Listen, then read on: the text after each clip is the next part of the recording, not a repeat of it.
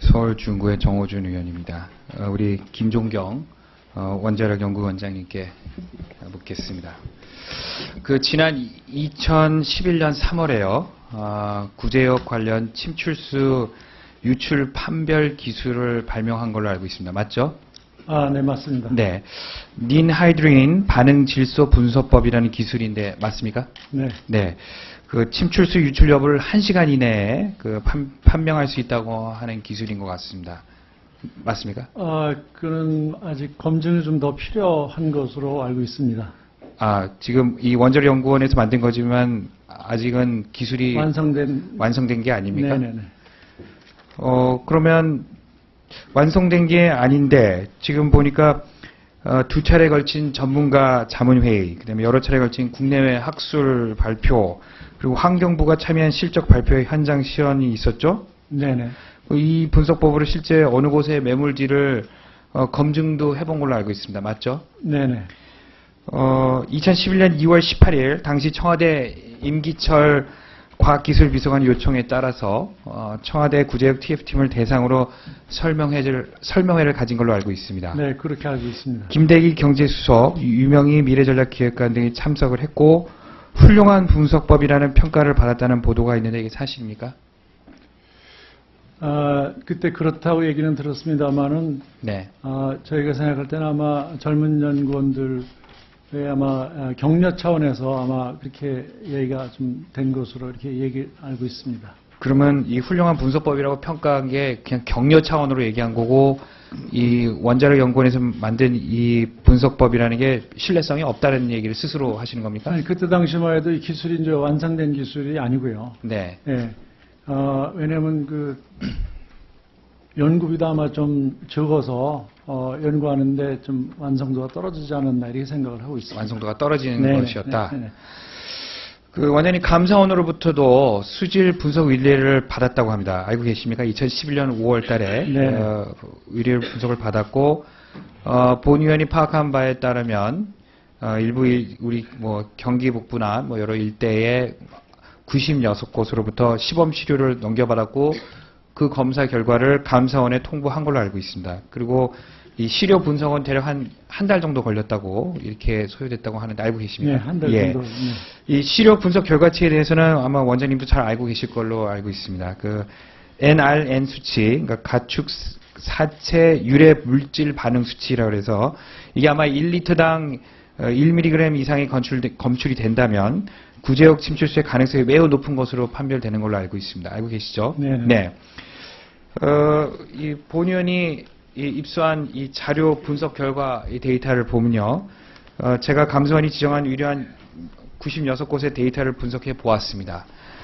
그 결과 매몰지 인근에 연결한 관측정 68곳, 68곳 중에서 절반에 가까운 무려 31곳에서 NRL 수치가 1이 넘었습니다.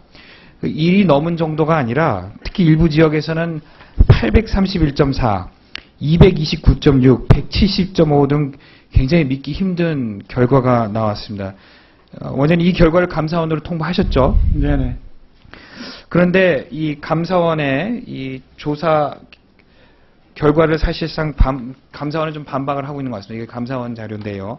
이 문서가 이 감사원으로 받은 공문인데 여기 이제 닌하이드린 분석 결과만으로는 침출수 유출 결과를 확인하기 곤란하고 추가 조사가 필요한 기초자료에 불과하다 이렇게 나와 있습니다. 이게 왜 이렇게 된 건가? 이게 연구가 부실했던 겁니까? 아직도 논란은 아마 해소가 완전히 안 된 걸로 그렇게 알고 있습니다. 그리고 정작 환경부도 이 분석법으로 실시한 조사 결과를 부정하고 있습니다. 연구원은 2011년 2월 경기도 이천에서 매몰지를 조사한 걸로 알고 있습니다. 실제 침출수가 유출된 것으로 추정된다고 밝혔는데 환경부는 이 기법은 검증되지 않았다 그러고 반박했습니다. 알고 계십니까? 네네. 예. 그런데 이 분석법은 환경부 연구 사업인 걸로 알고 있습니다. 맞죠. 그 분석법 개발을 위해서 연구원 차원의 자체 예산도 반영됐고 환경부와 연구원 통틀어서 연구 개발에 소요된 기간이 있는 것 같은데 이게 얼마큼 들여서 해주는지 알고 계십니까? 3회에 걸쳐서 한 4억 조금 넘습니다. 네, 맞습니다. 네, 네. 2010년부터 12년까지 한 4억 1,500만 원을 네, 들여서 네. 했다고 알고 있습니다. 이렇게 환경부가 오랜 기간 동안 많은 예산을 들여 직접 연구 과제를 맡기고 또 직접 참여한 실적 발표와 현장 시연도 있었는데 더군다나 이듬해인 2012년에는 환경부는 또 연구를 또 맡겼습니다.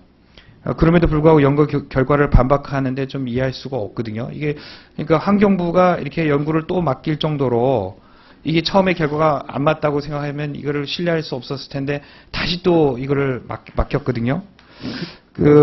이 원장님 매물지 지하에서 이게 조선일보 2014년도 아마 10월 달, 뭐 얼마 안 됐습니다. 10월 1일자 조선일보에 나와 있는 건데 지하수에서 병원성 미생물이 발견됐다는 보도가 나왔습니다. 그리고 침출수에 의한 지하수 오염이 처음으로 확인됐다 이렇게 나왔습니다. 그래서 전국에 4,799곳에 99곳에 매물지에서 거의 한 5천 군데인데 이런 매물지에서 2차 환경 오염이 심각하게 진행되고 있다 이렇게 나와 있습니다.